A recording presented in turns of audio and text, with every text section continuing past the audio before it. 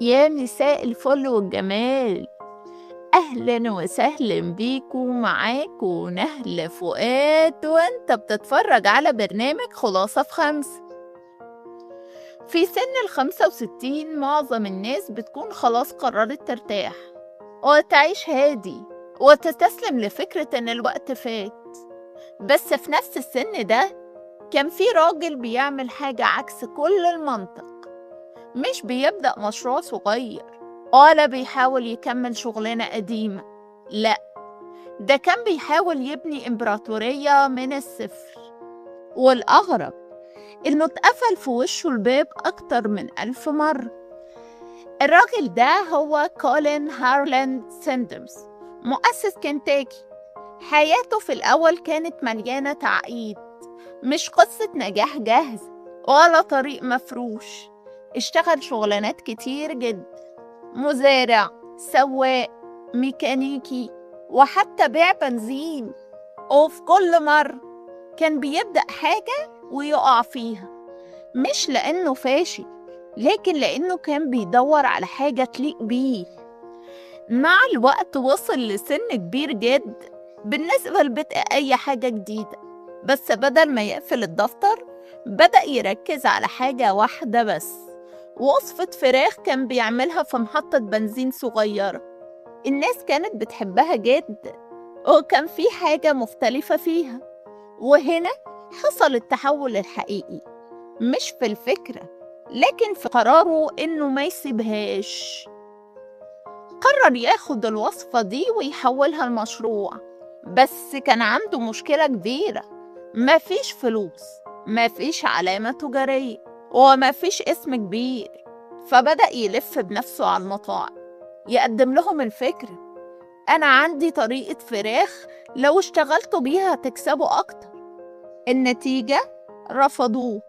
مرة، 2، 10، 50، 100، لحد ما عدى 1000 رفض. تخيل، 1000 مرة حد يقولك لأ. في نقطة معينة أي حد كان هيقول خلاص كفاية، بس هو كان شايف حاجة تانية. مش شايف الرفض، شايف لسه ملقتش المكان الصح.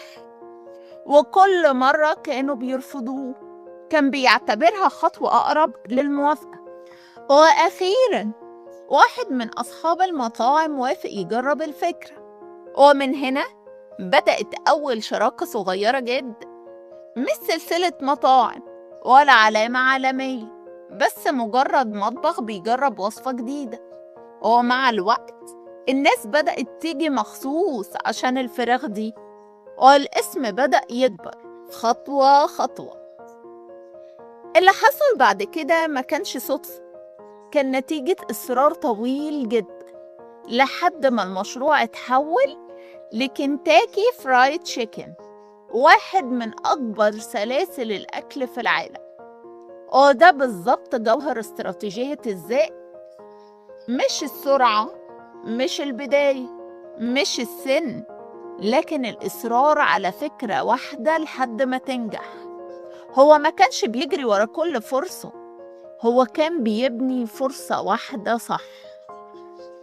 طيب انت تتعلم ايه من القصة دي؟ ما تستناش العمر المناسب، ما تقفش عند الرفض، وما تبدلش طريقك كل شوية. اختار حاجة واحدة وكمل فيها حتى لو الدنيا كلها بتقولك لأ.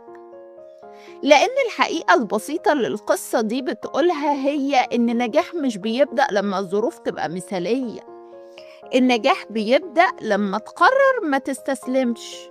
ولو عايز تفهم إزاي تختار فكرتك الصح من البداية، في الحلقة اللي جاية هنكسر واحدة من أكبر أسباب الفشل: التشتت. أنا نهلة فؤاد ودي كانت خلاصة النهاردة. استناني كل تلات وجمعة، وما تنساش تعمل لايك وتشترك وتفعل الجرس عشان تكمل معايا الرحلة. وافتكر دايما شعارنا: أفكار مركزة في وقت محدود. أشوفكم الحلقة الجاية.